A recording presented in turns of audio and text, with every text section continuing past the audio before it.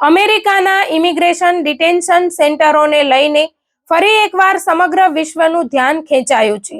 સંયુક્ત રાષ્ટ્રના માનવાધિકાર પ્રમુખ દ્વારા અમેરિકાના આઈસ એટલે કે ઇમિગ્રેશન એન્ડ કસ્ટમ્સ એન્ફોર્સમેન્ટના ડિટેન્શન સેન્ટરોમાં થઈ રહેલા મૃત્યુના બનાવો અંગે ગંભીર ચિંતા વ્યક્ત કરવામાં આવી છે. સંયુક્ત રાષ્ટ્રે અમેરિકી સરકારને અપીલ કરી છે કે હિરાસત દરમિયાન થયેલા દરેક મૃત્યુની તાત્કાલિક, સ્વતંત્ર અને નિષ્પક્ષ તપાસ કરવામાં આવે અને જો કોઈ પ્રકારની બેદરકારી અથવા માનવાધિકારોનું ઉલ્લંઘન થયું હોય તો તેની જવાબદારી પણ નક્કી કરવામાં આવે. આ સમગ્ર મુદ્દો ફરી એકવાર આંતરરાષ્ટ્રીય ચર્ચાનું કેન્દ્ર બન્યો છે, કારણ કે છેલ્લા કેટલાક સમયથી અમેરિકાની ઇમિગ્રેશન નીતિઓ અને હિરાસત વ્યવસ્થાને લઈને અનેક પ્રશ્નો ઉઠી રહ્યા છે.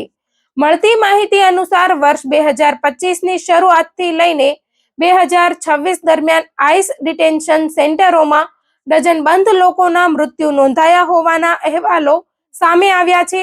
આ મૃત્યુમાં કેટલાક લોકો ગંભીર સ્વાસ્થ્ય સમસ્યાઓને કારણે મૃત્યુ પામ્યા હોવાનું જણાવવામાં આવ્યું છે, જ્યારે કેટલાક કિસ્સાઓમાં આત્મહત્યાના બનાવો પણ નોંધાયા હોવાનું કહેવાય છે.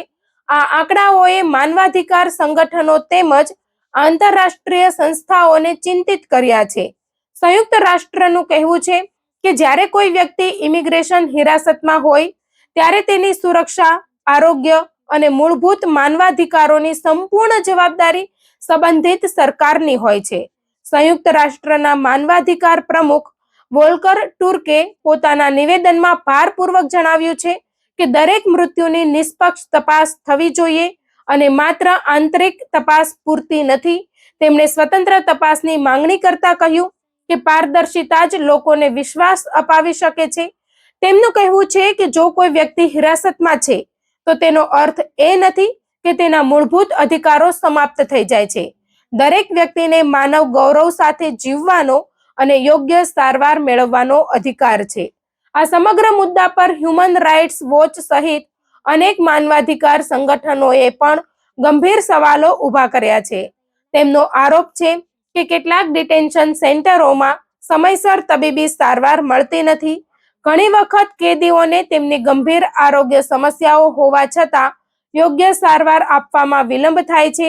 કેટલાક અહેવાલોમાં એવું પણ જણાવવામાં આવ્યું છે કે લાંબા સમય સુધી એકાંત કેદમાં રાખવાથી લોકોના માનસિક સ્વાસ્થ્ય પર ગંભીર અસર પડે છે.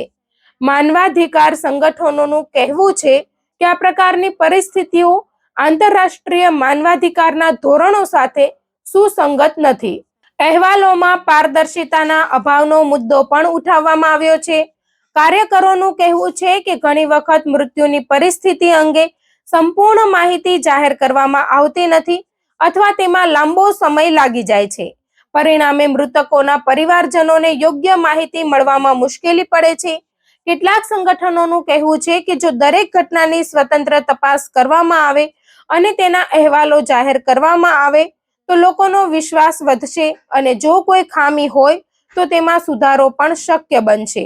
જો કે બીજી તરફ અમેરિકાના ડિપાર્ટમેન્ટ ઓફ હોમલેન્ડ સિક્યોરિટીએ આ તમામ આરોપોને સંપૂર્ણપણે નકારી કાઢ્યા છે. વિભાગનું કહેવું છે કે આઈસ ડિટેન્શન સેન્ટરોમાં સુરક્ષા અને મેડિકલ સ્ટાન્ડર્ડનું કડક પાલન કરવામાં આવે છે. વિભાગના જણાવ્યા અનુસાર દરેક વ્યક્તિને જરૂરી આરોગ્ય સેવાઓ ઉપલબ્ધ કરાવવામાં આવે છે અને કોઈ પણ મૃત્યુની ઘટના બનતી હોય ત્યારે તેની નિયમ મુજબ સમીક્ષા કરવામાં આવે છે. વિભાગનો એવો પણ દાવો છે કે છેલ્લા સમયમાં મૃત્યુમાં કોઈ અસાધારણ વધારો થયો નથી અને કેટલાક અહેવાલોમાં રજૂ કરવામાં આવેલી સ્થિતિ સંપૂર્ણ ચિત્ર રજૂ કરતી નથી. અમેરિકી સરકારનું કહેવું છે કે આઈસ ડિટેન્શન સેન્ટરોમાં રાખવામાં આવતા લોકો વિવિધ કાનૂની પ્રક્રિયાઓ હેઠળ હોય છે અને તેમની સલામતી માટે ચોક્કસ નિયમો અમલમાં છે. સરકારના જણાવ્યા અનુસાર હજારો લોકો દર વર્ષે આ ડિટેન્શન સિસ્ટમમાંથી પસાર થાય છે અને મોટાભાગના કેસોમાં જરૂરી આરોગ્ય અને સુરક્ષા સેવાઓ ઉપલબ્ધ રહે છે. તેમ છતાં કેટલાક મામલાઓમાં ઇન્સ્પેક્ટર જનરલ દ્વારા તપાસ ચાલી રહી હોવાનું પણ સ્વીકારવામાં આવ્યું છે, જેથી જો કોઈ વહીવટી ખામી અથવા પ્રક્રિયાગત ભૂલ હોય તો તેની ઓળખ કરી શકાય. આ સમગ્ર વિવાદ વચ્ચે સૌથી મહત્વનો મુદ્દો એ છે કે ઇમિગ્રેશન હિરાસતનો ઉપયોગ કઈ પરિસ્થિતિમાં થવો જોઈએ. સંયુક્ત રાષ્ટ્રનું સ્પષ્ટ માનવું છે કે ઇમિગ્રેશન ડિટેન્શન હંમેશા છેલ્લો વિકલ્પ હોવો જોઈએ. શક્ય હોય ત્યાં સુધી સરકારોએ એવા વિકલ્પો શોધવા જોઈએ જેમાં લોકોને લાંબા સમય સુધી હિરાસતમાં રાખવાની જરૂર ન પડે. આંતરરાષ્ટ્રીય માનવાધિકાર સિદ્ધાંતો પણ એ જ સૂચવે છે કે સ્વતંત્રતા પર નિયંત્રણ માત્ર ત્યારે જ મૂકવું જોઈએ જ્યારે તે ખરેખર જરૂરી અને કાયદેસર હોય. વિશ્લેષકોનું કહેવું છે કે છેલ્લા કેટલાક વર્ષોમાં અમેરિકા તરફ ગેરકાયદેસર પ્રવેશ કરવાનો પ્રયાસ કરનારા લોકોની સંખ્યામાં વધારો થયો છે. પરિણામે ડિટેન્શન સેન્ટરો પર ભાર વધ્યો છે. જ્યારે કોઈ સિસ્ટમ પર અચાનક વધુ દબાણ આવે ત્યારે આરોગ્ય સેવાઓ, સ્ટાફ અને અન્ય સુવિધાઓ પર તેની અસર થવાની શક્યતા રહે છે. જો કે આ માત્ર એક સામાન્ય વિશ્લેષણ છે અને દરેક મૃત્યુનું ચોક્કસ કારણ અલગ હોઈ શકે છે. તેથી જ સંયુક્ત રાષ્ટ્ર સ્વતંત્ર તપાસ પર ભાર મૂકી રહ્યું છે. આ મુદ્દાની અસર માત્ર અમેરિકા સુધી મર્યાદિત નથી. વિશ્વના અનેક દેશો આ સમગ્ર ઘટનાક્રમ પર નજર રાખી રહ્યા છે, કારણ કે ઇમિગ્રેશન અને માનવાધિકારોનો પ્રશ્ન વૈશ્વિક સ્તરે મહત્વનો વિષય બની ગયો છે. જ્યારે કોઈ દેશ પોતાના ઇમિગ્રેશન કાયદાનો અમલ કરે છે ત્યારે સાથે સાથે આંતરરાષ્ટ્રીય માનવાધિકારના ધોરણોનું પાલન પણ એટલું જ જરૂરી માનવામાં આવે છે. આ બંને વચ્ચે સંતુલન જાળવવું દરેક સરકાર માટે પડકારરૂપ રહે છે. ભારતીય સમુદાય માટે પણ આ સમાચાર મહત્વ ધરાવે છે.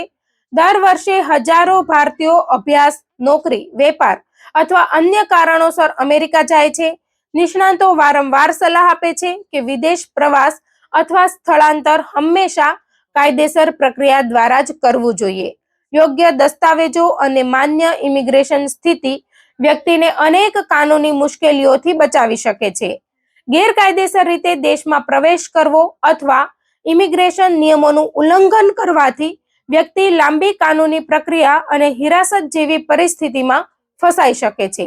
હાલમાં સૌથી મોટો પ્રશ્ન એ છે કે સંયુક્ત રાષ્ટ્ર દ્વારા વ્યક્ત કરવામાં આવેલી ચિંતાઓને અમેરિકી સરકાર કેવી રીતે પ્રતિસાદ આપશે.